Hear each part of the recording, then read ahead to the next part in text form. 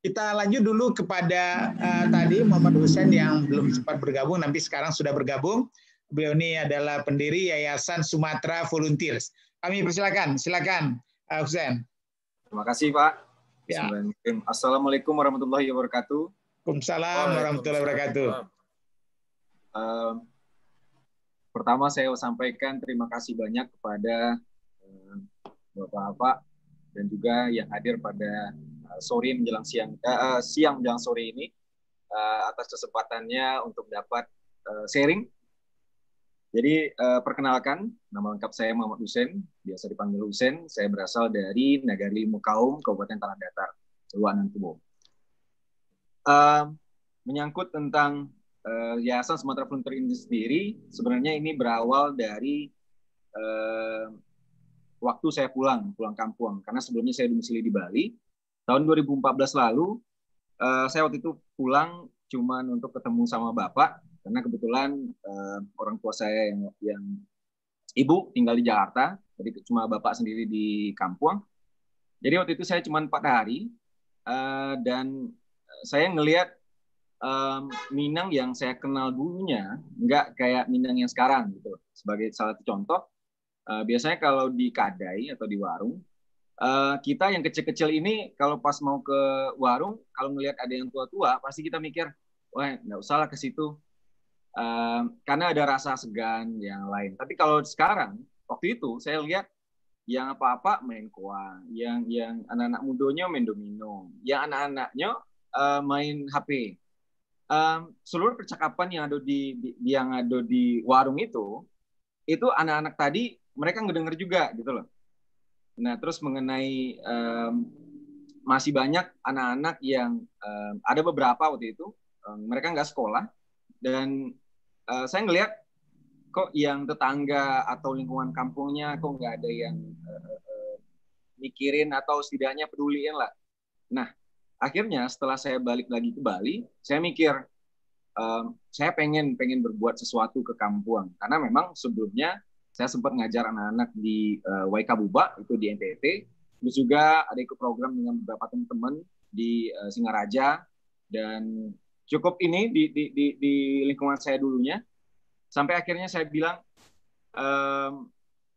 taruhlah misalkan umur saya hidup di dunia ini cuma 50 tahun, kayaknya cukup fair kalau saya berbagi hidup yang saya punya minimal 1000 hari aja untuk berbuat untuk orang lain. Nah, berawal dari pemikiran seperti itu, baru saya putuskan 2014 bulan Agustus saya pulang, saya berhenti kerja, saya memang fokus saya pengen berbuat lah dalam waktu 1000 hari. Dan sepanjang perjalanan itu cukup menantang, karena memang biaya-biaya saya sendiri, dan saya kehilangan teman-teman, saya kehilangan mungkin masa muda dibandingkan teman-teman saya yang lainnya. Terus pas di hari 999, karena besoknya udah 1000 hari, saya mikir, wah kayaknya saya mesti balik, besok udah kelar. Tapi di saat yang sama, jumlah anak-anak yang ikut dalam kegiatan atau pergerakan yang saya bikin, itu makin banyak. Nah, termasuk juga untuk anak-anak mudanya, banyak juga yang berpartisipasi. Sampai akhirnya, kalau saya berhenti di sini, ya mereka mau kemana? Jadi, atas dasar itu, saya mikir, kalau mungkin ini udah jalan hidup, ya udah saya mesti tinggal di kampung. Akhirnya pergerakan atau perubahan yang sedang kita upayakan itu saya coba seriusin dalam bentuk mendirikan dalam bentuk yayasan secara legal. Nah, jadi pas kita masuk ke dalam penseriusan dari Yayasan Sumatera Volunteer ini sendiri, kalau untuk saat ini kita waktu itu kalau dihitung sekarang berarti sudah 6 tahun, dan kita sudah mengajar dan terlibat dengan lebih dari 200 anak muda dan juga masyarakat, yang lokasi program kita itu ada di Pariangan, Limu Kaum, 10 Koto. Nah, dalam kegiatan yang kita lakukan, kita membagi program jadi 3. Pertama, ada teaching English. Yang kedua, ada environmental education, pendidikan lingkungan. Dan yang ketiga, pemberdayaan masyarakat berbasis ekowisata. Nah, kenapa bahasa Inggris? Karena pertama, saya cuma tamatan SMA, ilmu yang saya punya mungkin menurut saya cuma bahasa Inggris yang bisa saya bagi. Terus pengajar untuk program ini kita bersama dengan relawan lokal. Terus juga saya membuka program internship bagi beberapa kampus di Belanda yang pada akhirnya mereka ngirim mahasiswa mereka ke sini ke Batu Sangkar untuk ikut program magang dengan kita selama 6 bulan. Nah, untuk program pendidikan lingkungan, saya ngelihat kita sangat-sangat mungkin tidak bosan mendengar tentang alam takambang jadi guru. Nah, sementara saya ngelihat di lingkungan saya ini nggak benar jalan, nggak benar diterapkan karena masih banyak kita temuin alam itu yang sampah berserakan, bahkan misalkan nih setelah habis sholat Id, sampah koran segala macam itu bersebaran di mana-mana. Jadi yang ingin kita lakukan adalah memberikan kesadaran, awareness ke beberapa, minimal ke anak-anak dulu dan lingkungan yang ada dalam lokasi program kita tentang bagaimana kita benar-benar melindungi alam ini.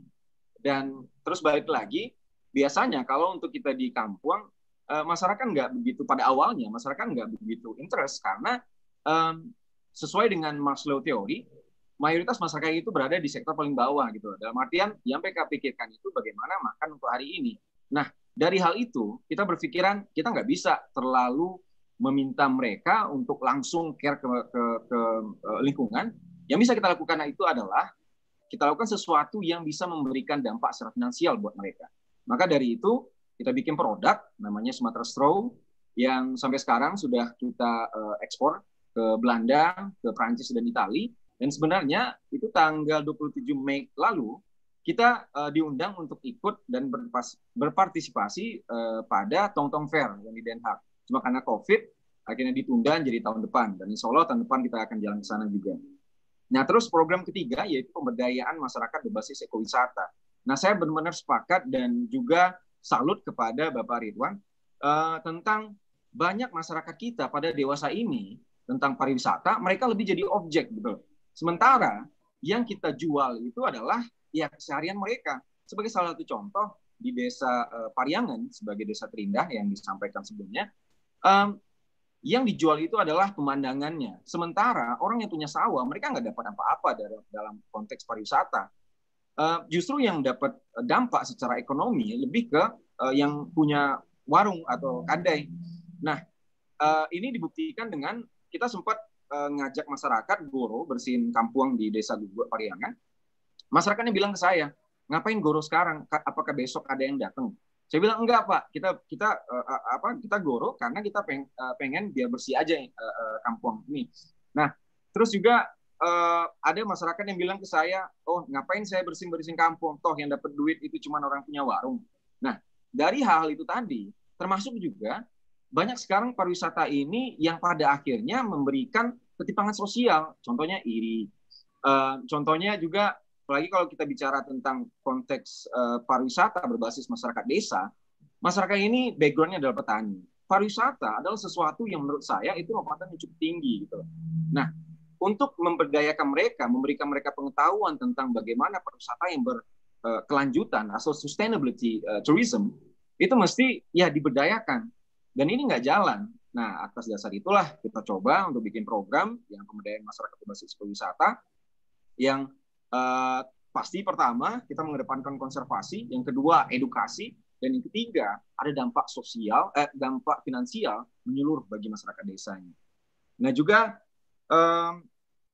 kita tadi ada saya lihat di beberapa chat tentang banyaknya sekarang anak muda yang nggak peduli lagi dalam pertanian. Saya sepakat sekarang di yayasan. Karena kita tahu yayasan ini independen, kita nggak punya sponsor rutin, kita nggak punya donatur rutin. Sementara kita punya program yang nggak cuma di satu lokasi yang kosnya itu nggak dikit juga gitu loh. Akhirnya saya coba mikir, wah kayaknya bisa nih saya ngajak anak-anak muda untuk yuk baladang awak. Karena di sini banyak yang kayak contoh kolam ikan. Kolam ikan itu udah jadi kayak sarang biawak gitu loh. Karena memang nggak diurus.